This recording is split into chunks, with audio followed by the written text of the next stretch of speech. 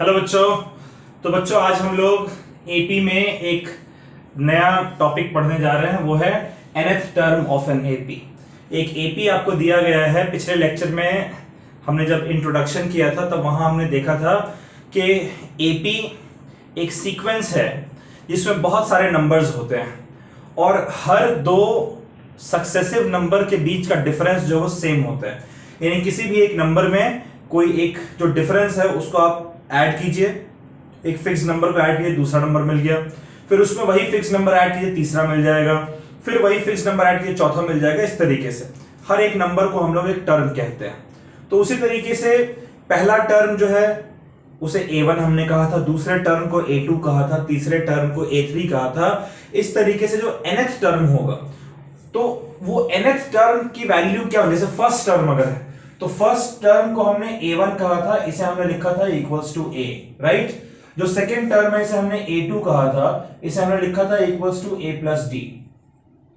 Third term को हमने A3 कहा था, इसे हमने लिखा था equals to A plus 2D। फिर फोर्थ टर्म जो हमारा था उसे हमने A4 कहा था, उसे हमने लिखा था A प्लस 3D। अगर आप लोगों को याद है इसी तरीके से लिखा था बच्चों हमने।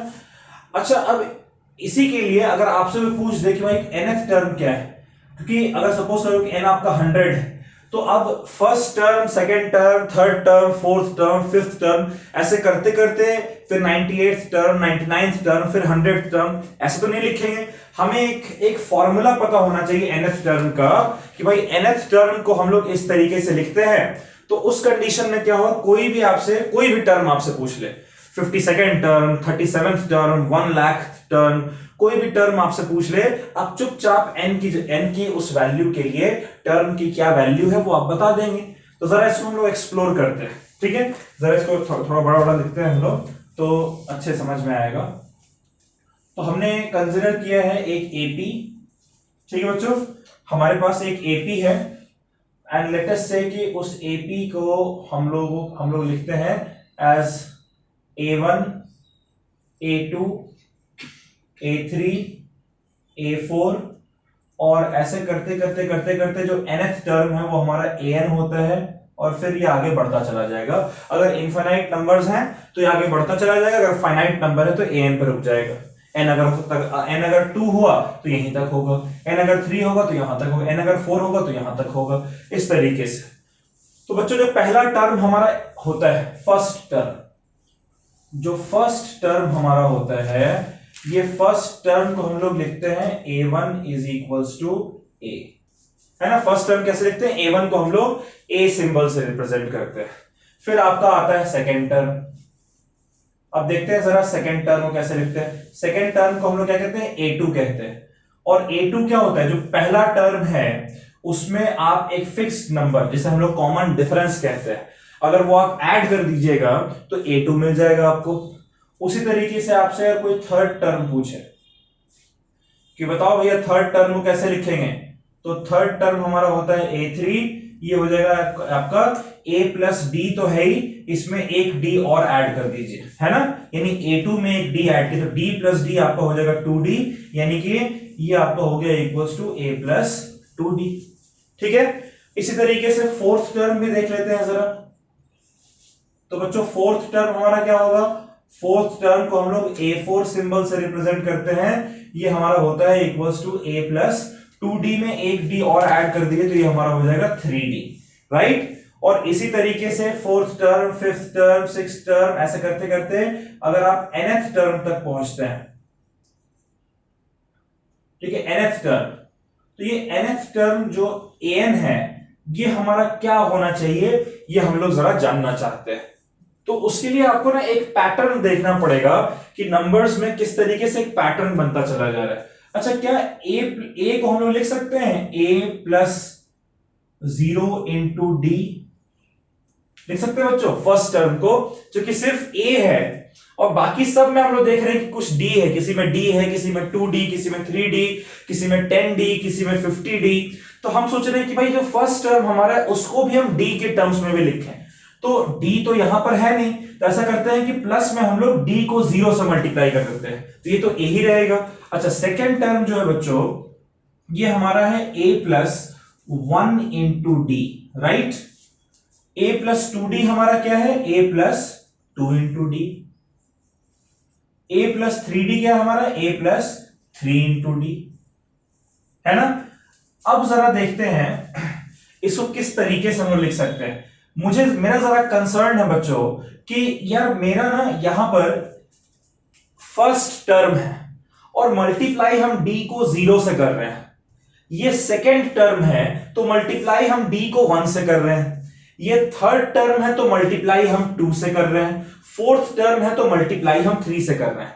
ये नोटिस कीजिए, फर्स्ट टर्म तो a1 0 से मल्टी यानी 1 से एक नंबर कम, सेकेंड टर्म a2 तो यहां हम लोग 2 से एक नंबर कम, थर्ड टर्म a3 तो 3 को हम लोग 3 से एक नंबर कम से मल्टीप्लाई कर रहे हैं, a4 तो फोर्थ टर्म है, यहां हम लोग एक नंबर कम, 4 से एक नंबर कम 3 से मल्टीप्लाई कर रहे हैं। तो मैं जरा इसको कैसे लिखना चाहता हूं ये आप देखिएगा। मैं इसको लिखना चाह रहा हूं a प्लस, क्या 0 को हम लोग लिख सकते हैं 1 माइनस 1 इंटू डी, कोई बुराई तो नहीं है, ठीक है।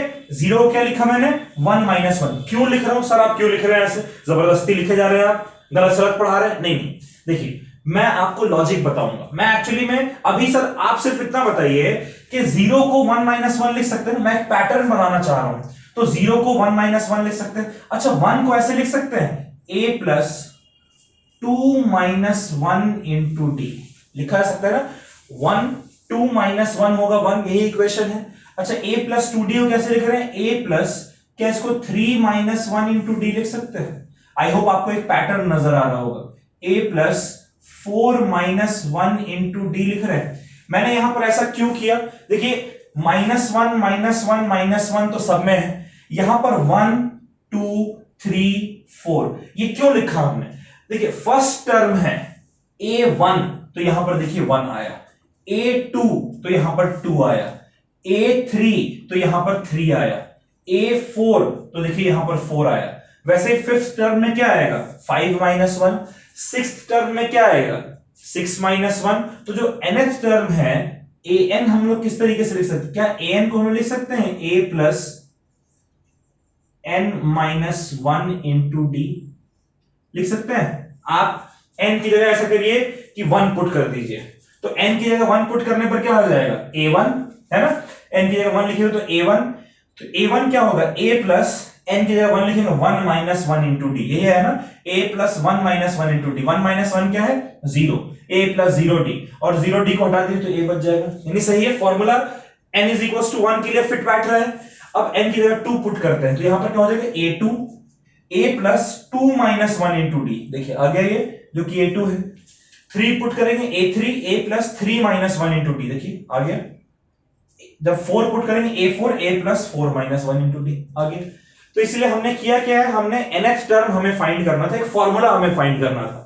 कैसे फाइंड करें, तो भाई एपी हमने लिखा है a1 a2 a3 ऐसे करते करते nth टर्म तक एपी हमने लिखा है, और फर्स्ट टर्म जो a1 है उसे a कहते हैं, सेकंड टर्म में a plus D, third term a plus 2d, a plus 3d हो गए फोर्थ टर्म। तो भाई कुछ पैटर्न हमें फिक्स नजर आ रहा है कि d जो है बढ़ता चला जा रहा है, तो nth टर्म का क्या होना चाहिए, तो nth टर्म को जानने के लिए हमने इन सब को a और d के टर्म्स में लिखा, यहां पर कोई d नहीं इसलिए 0d, यहां पर 1 इंटू डी, यहां पर 2 इंटू डी, यहां पर 3 इंटू डी, ठीक है। अब लेकिन हमने देखा कि यार यहां पर जो पहला टर्म है ना, a के साथ सबस्क्रिप्ट में यहां पर 1 आ रहा है, लेकिन d के साथ यहां मल्टीप्लीकेशन में 0 है, यहां पर a के साथ सबस्क्रिप्ट में 2 आ रहा है, यानी कि d के साथ मल्टीप्लीकेशन में 1, यानी एक एक कम नंबर आ रहा है। तो इसीलिए हमने क्या किया कि एक नंबर बढ़ाकर और 1 से सब्ट्रैक्ट कर दिए। तो यहां तो -1 तो देखिए -1 सब में आ रहा है इसलिए -1 हमने यहां लिख दिया, सब में a आ रहा है तो a लिख दिया, सब में d आ रहा है d लिख दिया, ब्रैकेट में सब में 1 आ रहा है, -1 आ रहा है तो -1 लिख दिया।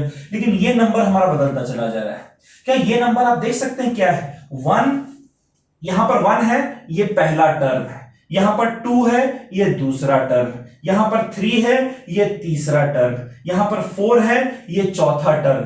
तो ऐसे ही करते करते जब यहां पर n होगा तो ये nth टर्म होगा, तो इसलिए an का हमारा ये फॉर्मूला निकल कर आ गया कि nth टर्म जो AP का है उसके लिए आपके पास ये फॉर्मूला है, जहां पर ये a आपका फर्स्ट टर्म, क्या है बच्चों a आपका फर्स्ट टर्म, n क्या है एन एक नंबर है, ठीक है, एन इज अ नंबर। और डी क्या है, डी आपका कॉमन डिफरेंस है। क्लियर है? तो ठीक है, इसको आप नोट कर लीजिए। इस पे बेस्ड कुछ सवाल एनसीईआरटी के हम लोग आज देखते हैं, ठीक है, इसको आप नोट कर लीजिए।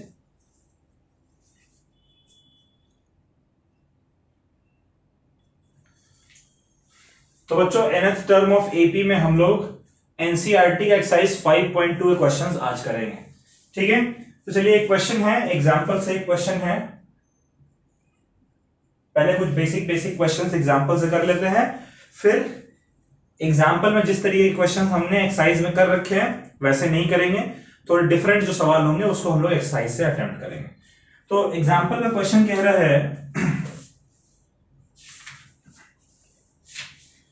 कह रहा है find 10th term of find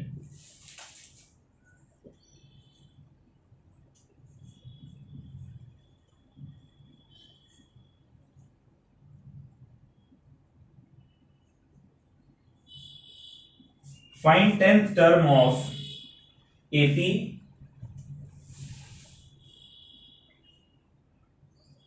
2, 7, 12, dot dot dot. चलिए एक तो ये सवाल है आपके लिए। अगला सवाल जो है वो है विच टर्म ऑफ AP, विच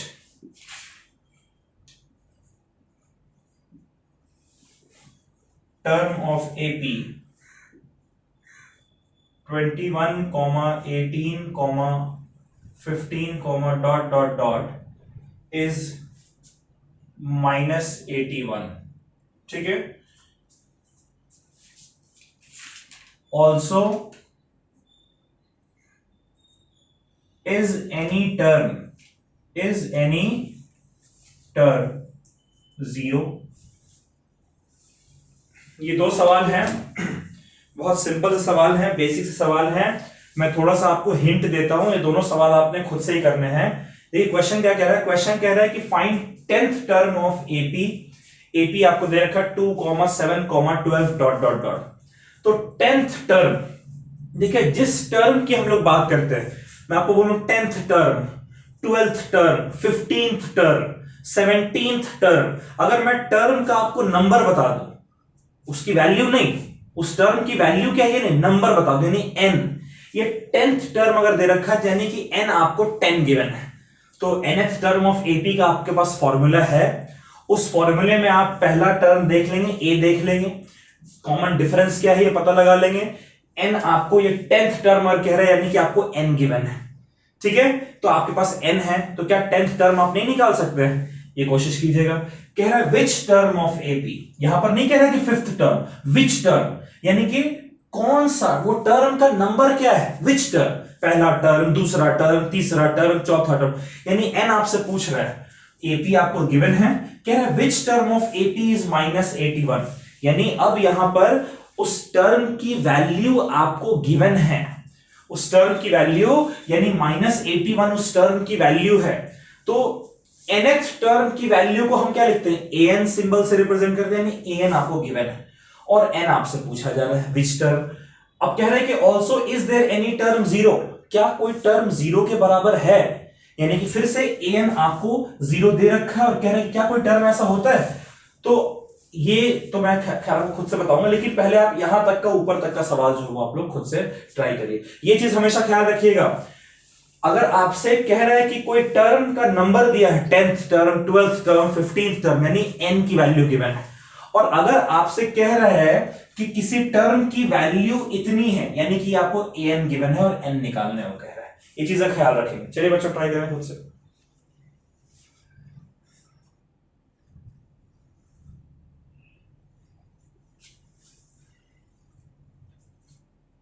कर लिया बच्चों, कर लिया ट्राई खुद से।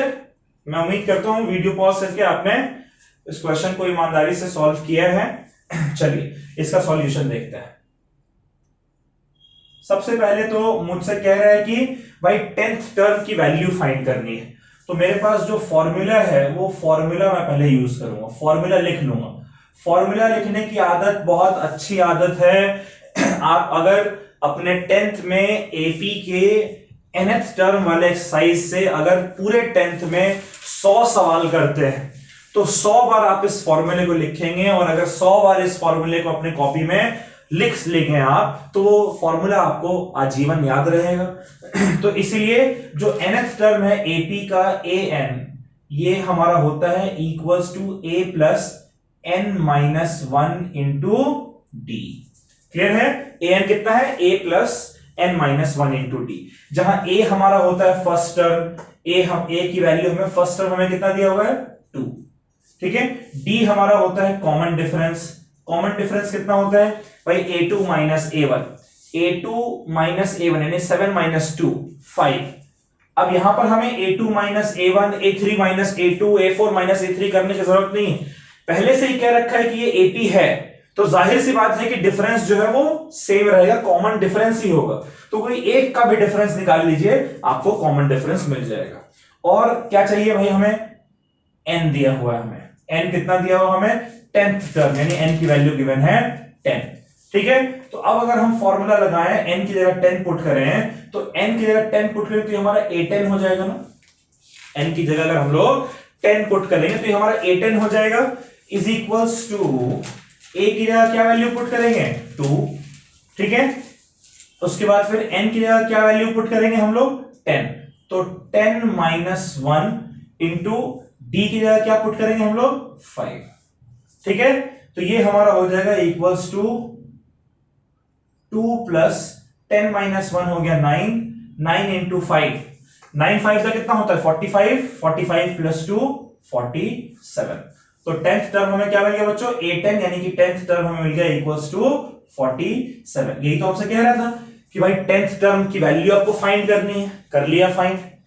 चलिए एक बार इस आंसर को मैच कर लीजिएगा। अच्छा, दूसरा सॉल्यूशन हम लोग देख लेते हैं सेकंड क्वेश्चन का। कह रहा है विच टर्म ऑफ एपी, यानी विच टर्म यानी कि n तो आपसे पूछा जा रहा है, विच टर्म ऑफ एपी यानी n गिवन नहीं है, which term of AP is minus 81। तो यानी कि एक तो पहले फॉर्मूला जो हमें यूज करना है वो फॉर्मूला यूज लिख लेते हैं। फॉर्मूला क्या है हमारे पास? फॉर्मूला हमारे पास है nth टर्म का फॉर्मूला होता है equals to a plus n minus 1 into D. ठीक है। nth टर्म का फॉर्मूला क्या है? a plus n minus 1 into D. इसमें आपसे कह रहा है विच टर्म, यानी कि कौन सा टर्म है, दिया हुआ नहीं है। तो विच टर्म अगर पूछ रहे हैं यानी कि आपसे n की वैल्यू पूछ रहे हैं। अच्छा, AP आपको दे रखा है, इसमें देखिए जो पहला टर्म है वो 21 है, तो AP का पहला टर्म A हमारा 21 हो गया। क्योंकि पूरा AP गिवन है इसलिए D भी गिवन है। D क्या होता है? A2 माइनस A1 यानी 18 माइनस 21। तो 18 माइनस 21 3 होगा कि माइनस 3? माइनस 3 होगा। क्यों? क्योंकि A2 छोटा है और A1 बड़ा, नंबर्स घट रहे हैं, डिक्रीज हो रहे हैं सीक्वेंस में, तो इसलिए D नेगेटिव है। और क्या दे रखा है कि कह रहा है कि कौन सा टर्म यानी n की वो कौन सी वैल्यू है जिसके लिए AP में वैल्यू माइनस 81 के बराबर है, यानी कि आपको an जो है बच्चों वो माइनस 81 गिवन है। तो चलिए इस फॉर्मूले में जरा हम लोग लगा कर देखते हैं। ये फॉर्मूला हमारा क्या होगा? an की जगह क्या पुट करेंगे? माइनस 81। ठीक है। इज इक्वल्स टू a की जगह क्या पुट करेंगे? 21 प्लस n हमें पता नहीं है, n माइनस 1, और d की जगह पुट करेंगे माइनस 3। ठीक है। तो चलिए 21 को इधर ले जाएंगे तो माइनस 21 हो जाएगा, minus 81 minus 21 is equals to n minus 1 into minus 3। यहां से n माइनस 1 को आप लिख सकते हैं, माइनस 81 और माइनस 21 कितना हो जाएगा? Minus 102 divided by minus 3। Minus से माइनस कट जाएगा, 102 बाई 3 होता है आपका 34। ठीक है। तो यहां से n की वैल्यू कितनी आ जाएगी भाई? ये माइनस 1 है, अगर इधर आएगा तो प्लस होना है, 34 प्लस 1 35, यानी n की वैल्यू कितनी हो गई? n की वैल्यू हो गई 35, यानी कि 35th टर्म। आप एग्जाम में चाहे तो इस स्टेटमेंट को लिख सकते हैं कि ये बहुत अच्छा रहेगा स्टेटमेंट लिखना, 35th term of AP is minus 81। ठीक है। अच्छा, अब अगला सवाल सुनिए, जो नेक्स्ट सेक्शन है इस क्वेश्चन का, ये इंपॉर्टेंट है, ये अच्छा है, ये आप लोग सीख लीजिए। इस तरीके के सवाल में हमेशा इस चीज को जज करना है। क्या कह रहे हैं? इज एनी टर्म जीरो, क्या कोई ऐसा टर्म होगा जो जीरो होगा? तो बच्चों दिमाग लगाइए कि टर्म का नंबरिंग क्या होता है। फर्स्ट टर्म यानी n is equal to 1, second term यानी n is equal to 2, third term यानी n is equal to 3, fourth term यानी n is equal to 4, fifth term यानी n is equal to 5, sixth term यानी n is equal to 6। यानी जितने भी terms हैं वो सारे नेचुरल नंबर है ना, कोई नेगेटिव इंटीजर तो नहीं है, ना तो जीरोथ टर्म होता है। First, second, third, fourth, fifth, six, seventh, eight, 9, 10, 11, 12, 13, इस तरीके से। ठीक है, यानी कि जितने भी टर्म्स हमारे हैं यहां पर आप देखिए वो सारे नेचुरल नंबर होते हैं। तो अगर आप सॉल्व करते हैं इक्वेशन को n की वैल्यू फाइंड करने के लिए, क्योंकि कह रहा है which term is there any term zero, क्या कोई टर्म ऐसा है जो जीरो होगा, यानी आप n निकालेंगे। ठीक है, n फाइंड करने की कोशिश कीजिए। an तो आपको गिवन है, तो an अब आपको गिवन है जीरो, कोई टर्म की वैल्यू गिवन है ना। Is there any term zero, क्या कोई टर्म है जिसकी वैल्यू जीरो है, तो an आपको जीरो गिवन है। a पहले से आपके पास 21 है और d जो है वो -3। ठीक है, तो अब फिर से आप n निकालेंगे। बच्चों अगर n आपका एक नेचुरल नंबर आता है यानी कि जीरो एक टर्म है, और n अगर नेचुरल नंबर नहीं आएगा यानी कि जो वैल्यू गिवन है वो एपी का टर्म नहीं है। ठीक है, ये चीज हमेशा याद रखिएगा, क्योंकि भाई जितने भी टर्म्स हैं उनका नंबरिंग तो नेचुरल नंबर में ही है ना। तो अगर वो नेचुरल नंबर आता है n यानी कि वो एपी का टर्म है, और अगर नेचुरल नंबर नहीं आता है यानी वो एपी का टर्म नहीं है। तो जरा पुट करके देखते हैं, an is equal to a plus n minus 1 into D, यही फॉर्मूला है। an की जगह लिख दिया 0, a की जगह लिख दिया 21, ठीक है, उसके बाद फिर प्लस n माइनस 1 इंटू -3। ठीक है, 21 इधर जाकर हो गया -21 is equal to n plus 1 into -3। अब यहां से n प्लस 1 कितना आ जाएगा, -21, ये -3 इधर जाकर हो जाएगा -3, माइनस से माइनस कट गया, ये 7 हो गया। ठीक है, अब n प्लस 1 अगर आपका 7 के बराबर है तो n की वैल्यू कितनी होगी, 7 माइनस 1, यानी कि n आपका कितना हो जाएगा, 6 के बराबर। अब मुझे बताइए n नेचुरल नंबर है या नेचुरल नंबर नहीं है? n नेचुरल नंबर है ना, तो मैंने कहा था कि अगर नेचुरल नंबर है तो फिर ये तय बात है कि ये भाई साहब क्या होंगे, ये आपके इस एपी के का कोई टर्म होना चाहिए। यानी कि yes, 0 is sixth term, 0 is sixth term of AP. कौन सा एपी? जो गिवन है 21, 18, 15 एंड सो ऑन। ठीक है, अच्छा सॉरी हमने कुछ गड़बड़ कर दिया, ये n-1 था ना, ये गड़बड़ हो गया, n-1, तो ये इधर आकर -1 इधर जाकर +1 हो जाएगा, है ना। तो 8th टर्म आ रहा है, not 6th term, this is 8th term. Okay, तो ये गलतियां होनी नहीं चाहिए, हालांकि मेरे से हो गई लेकिन आपसे गलती नहीं होनी चाहिए। ठीक है, चलिए इसको नोट कर लीजिए अच्छे से, ध्यान से समझ के।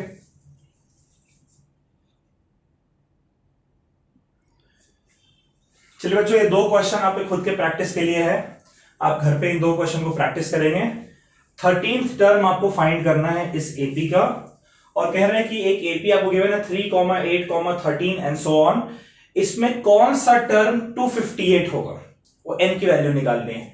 और फिर कह रहे हैं कि इज एनी टर्म 127, तो वही सेम मेथड, n के लिए सॉल्व करेंगे। अगर n नेचुरल नंबर मिलेगा तो यानी कि ये है इस एपी का टर्म, और अगर n नेचुरल नंबर नहीं मिलता है, कोई फ्रैक्शन मिल जाए, नेगेटिव इंटीजर मिल जाए, जीरो मिल जाए, ठीक है, उस केस में ये इसका टर्म नहीं होगा। चलिए इसको नोट कर ले वीडियो पॉज करके।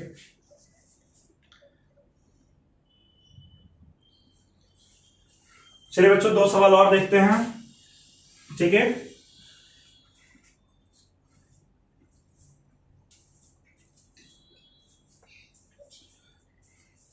तो बच्चों ये दो क्वेश्चन हम लोग एनसीईआरटी से देखने जा रहे हैं। एक क्वेश्चन है, check weather check whether 301 is a term 301 is a term of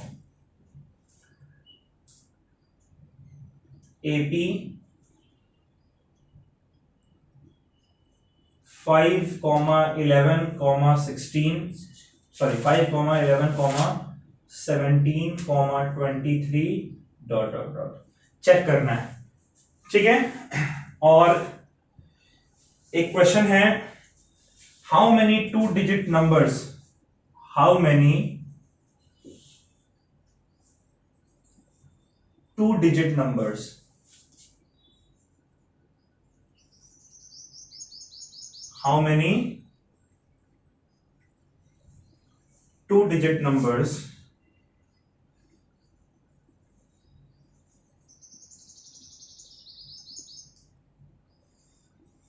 are divisible by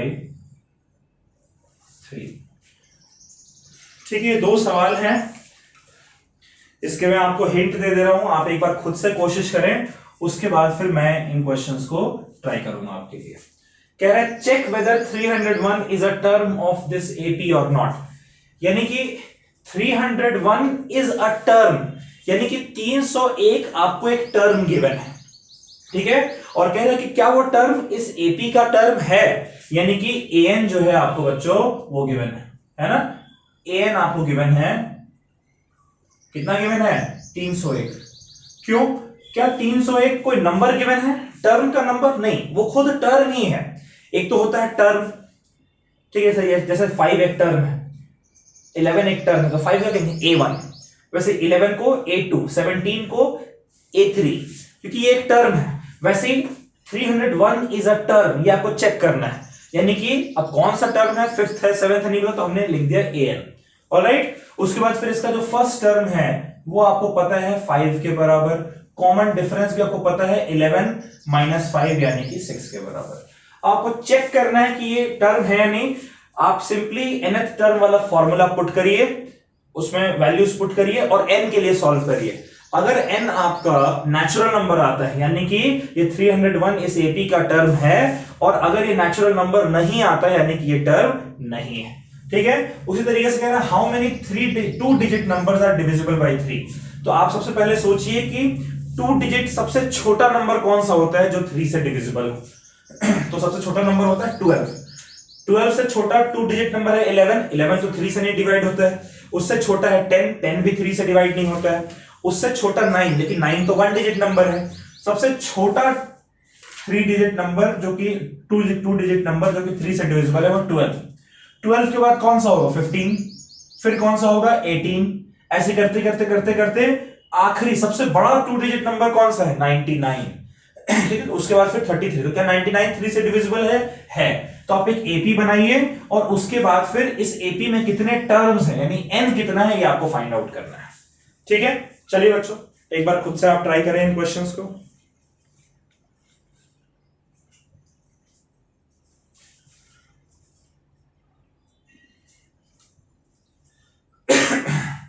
ठीक है, तो आई होप आपने इन क्वेश्चंस को ट्राई किए हैं।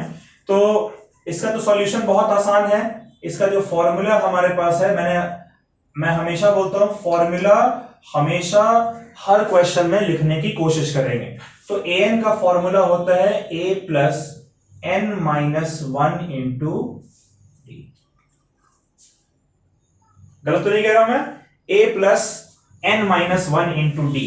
a की वैल्यू कितनी है? 301। an की वैल्यू, a की वैल्यू कितनी है? 5 प्लस n हमें निकालना है, और d की वैल्यू कितनी है? 6। ठीक है, तो 5 को अगर हम उधर भेज दें तो इधर क्या बचेगा हमारा? n प्लस 1 इंटू 6, यही बचेगा। इस साइड क्या हो जाएगा? 301, और ये प्लस 5 उधर जाकर माइनस 5 हो जाएगा, ये हो जाएगा 296। ठीक है, अब n प्लस 1 को हम इस साइड रखते हैं, और 6 को अगर हम इस साइड भेज दें तो ये हमारा हो जाएगा 296 अपॉन 6। 296 को अगर आप 6 से डिवाइड करते हैं तो ये आपका हो जाएगा इक्वल्स टू 3। 2 से डिवाइड किया हमने पहले, ये आपका हो जाएगा 1 148। क्या 148 3 से डिविजिबल है? नहीं है। ठीक है, तो यहां से n हमारा कितना आ जाएगा? 148 upon 3 minus 1।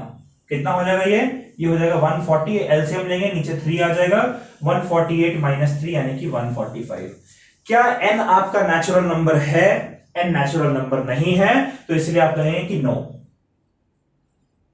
301 is not a term. 301 is not a term of given AP. Clear है बच्चों? उसी तरीके से कि आप आंसर मैच कर लीजिए अपना। और अगला क्वेश्चन करते हैं, how many 2 digit numbers are divisible by 3? ऐसे कितने 2 डिजिट नंबर्स हैं जो कि 3 से डिविजिबल हैं? तो इसमें आप एपी बना सकते हैं। सबसे पहले हमने डिस्कस किया था, सबसे छोटा 2 डिजिट नंबर जो 3 से डिविजिबल होता है वो 12 है। इसका अगला फिर 3 के टेबल में आया 15, फिर 18, ऐसे करते करते सबसे बड़ा 2 डिजिट नंबर जो 3 से डिविजिबल है वो होगा 99। अब कह रहा है हाउ मेनी, यानी ये यहां जितने भी टर्म्स हैं वो सारे टर्म 3 से डिविजिबल हैं, तो कितने ऐसे टर्म्स हैं 2 डिजिट के इस एपी में जो 3 से डिविजिबल है? तो यानी कि यहां पर से आप लिख सकते हैं ए कितना है आपको? 12 है ना। और कॉमन डिफरेंस कितना है? 15 माइनस 12 यानी कि 3। और यहां पर एन कितना है? एन आपका 99 है।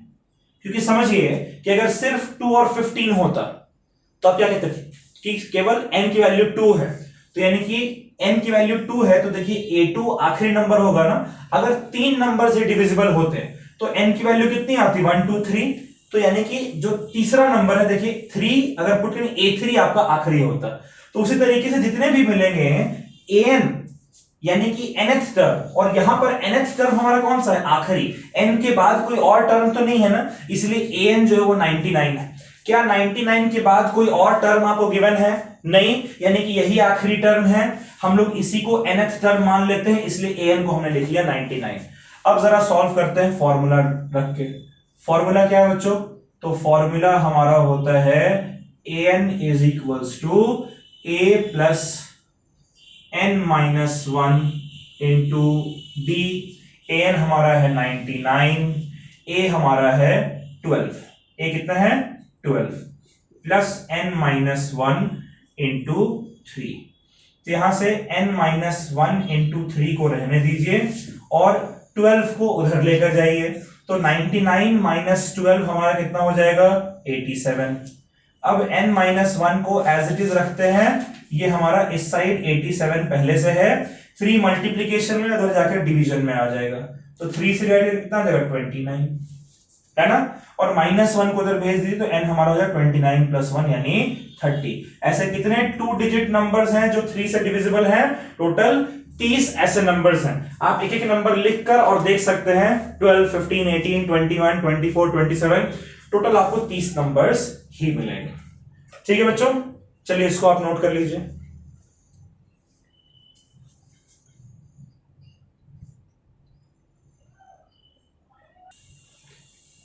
चलिए बच्चों, ये 2 सवाल है, ये आपके घर पे प्रैक्टिस करने के लिए है। क्वेश्चन कह रहा है check whether 222 is a term of this AP और नॉट। और एक क्वेश्चन है कि how many 3 digit numbers are divisible by 5। ये दोनों क्वेश्चन जैसे हमने किए हैं बिल्कुल एग्जैक्टली वैसा ही है आपके प्रैक्टिस के लिए, ताकि आपको कॉन्फिडेंस आए। इन 2 क्वेश्चंस को आप नोट कर लीजिए।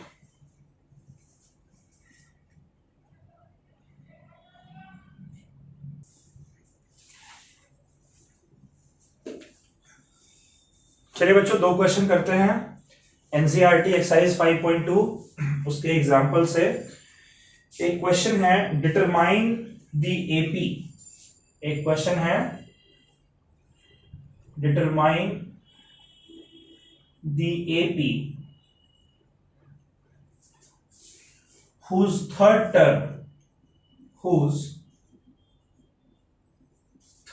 term is 5 and seventh term is 9। ठीक है, एक एपी आपको डिटरमाइन करना है जिसका थर्ड टर्म 5 है और सेवंथ टर्म 9। उसी तरीके से एक क्वेश्चन है, find 11th term, find 11th term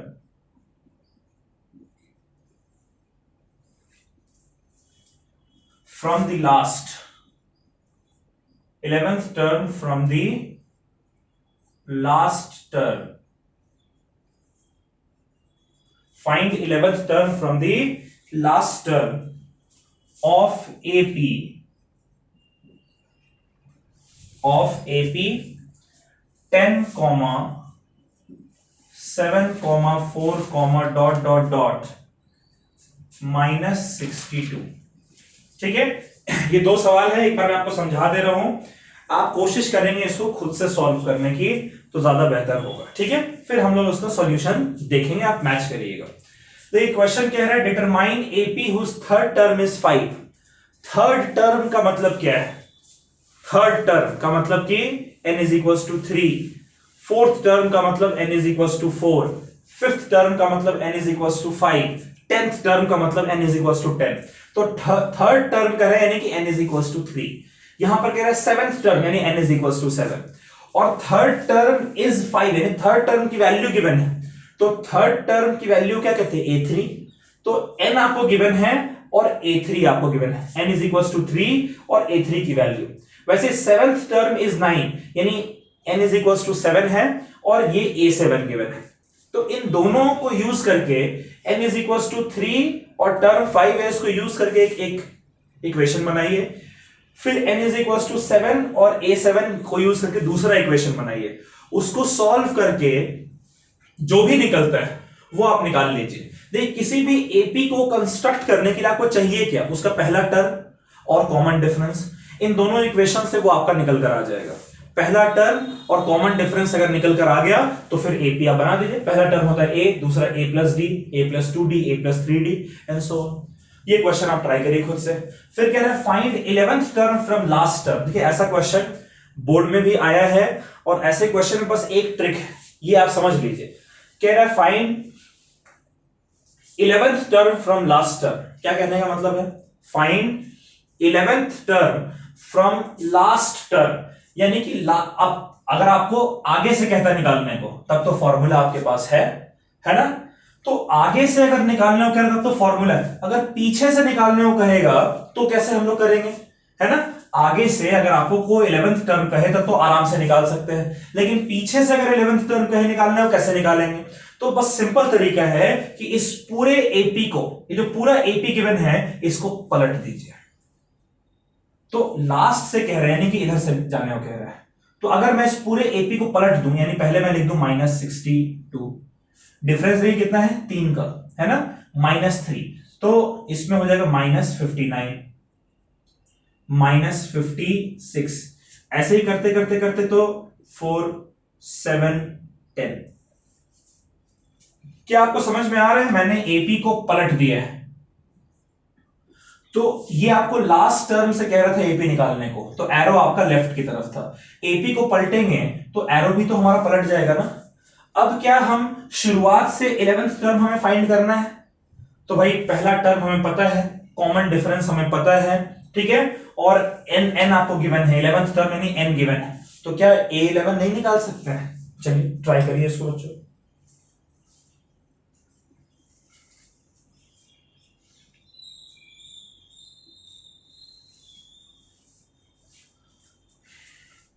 कर लिया बच्चों? ट्राई किया आपने इसको?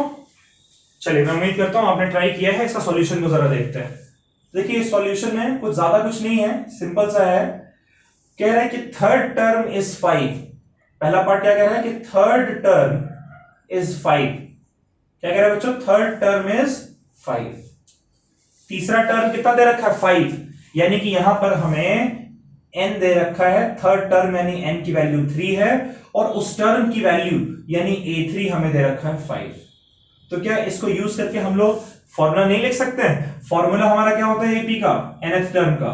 an is equal to a plus n minus 1 into D. यही फॉर्मूला है ना?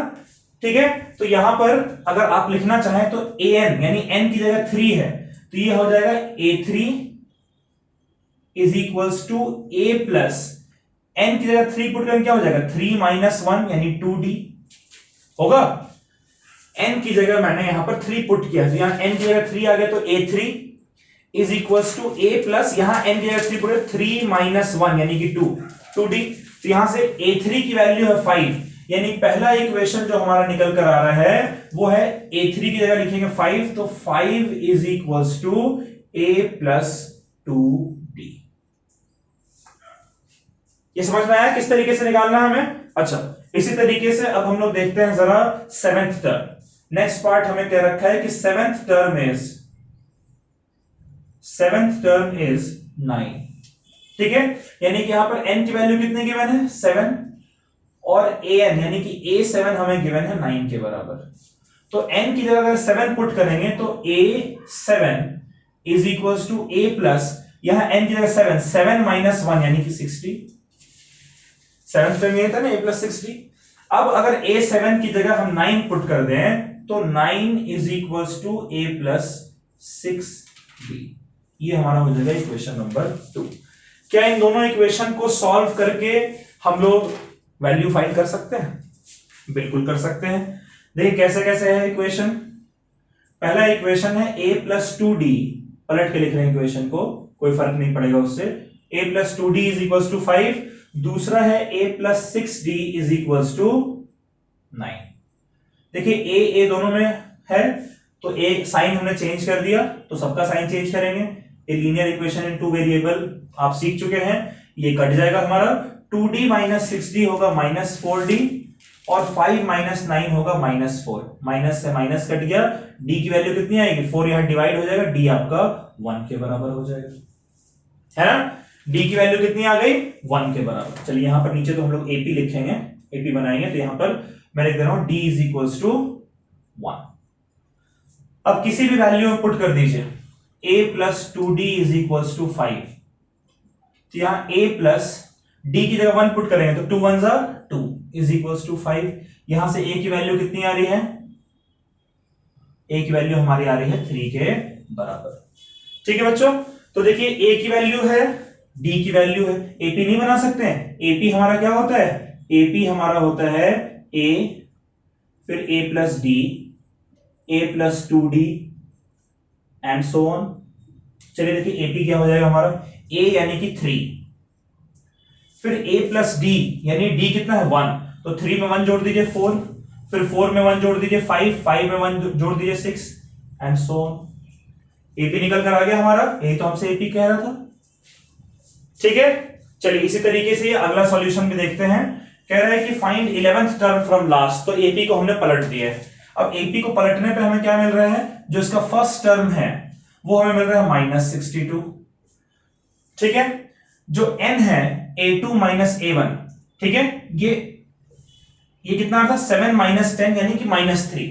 अब यहां पर देखिए ट्रिक क्या है, जब आप AP को पलटेंगे तो D का जो साइन है वो भी चेंज हो जाएगा। AP जब आपका सीधा था तब ये 7 माइनस 10 माइनस 3 आ रहा था। अब जब AP को आप पलट देंगे तो माइनस 59 माइनस 62 करके देखिए, minus 59 minus minus 62, minus minus plus हो गया, तो minus 59 plus 62 is equal to 3। हो सकता है आपने ये मिस्टेक अपने सॉल्यूशन में कर दिया हो, ठीक है, तो ये मिस्टेक नहीं करना है। AP को जब आप पलटेंगे तो D की वैल्यू भी बदल जाएगी, ठीक है, D की वैल्यू चेंज हो जाएगी, D की वैल्यू आपकी हो जाएगी इक्वल्स टू 3 और 11th टर्म यानी n आपको गिवन है इक्वल्स टू 11। चलिए तो अब हम लोग फॉर्मूला पुट करते हैं, बहुत आसान हो गया ये सवाल। तो फॉर्मूला हमारा क्या है, an is equals to a plus n minus 1 into D. यहां से an हमें निकालना है, 11th टर्म यानी n की जगह 11 पुट कीजिए तो ये हो जाएगा a11 is equals to a plus 11 minus 1 यानी कि 10d। अब जरा वैल्यूज लगा दें, a की जगह लिखेंगे माइनस 62 प्लस 10 इंटू 3, ये हो गया माइनस 62 प्लस 30, यानी कि यहां से a11 की वैल्यू कितनी आ गई माइनस 30। ठीक है, तो A11 की वैल्यू क्या होगी? A11 की वैल्यू होगी -32। ठीक है, चलिए ये नोट कर लीजिए, कहीं मिस्टेक है तो अपना करेक्ट कर लीजिए, समझ समझ के नोट करिएगा।